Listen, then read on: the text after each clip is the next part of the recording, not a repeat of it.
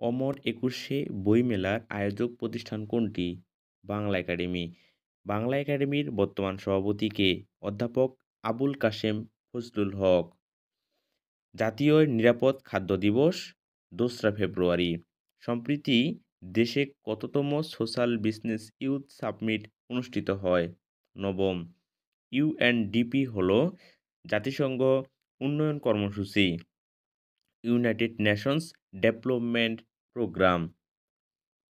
চীনা কৃত্রিম বুদ্ধিমত্তা ডিপসিক অ্যাপটি সম্প্রতি ব্যবহার নিষিদ্ধ করেছে কোন দেশ? তাইওয়ান।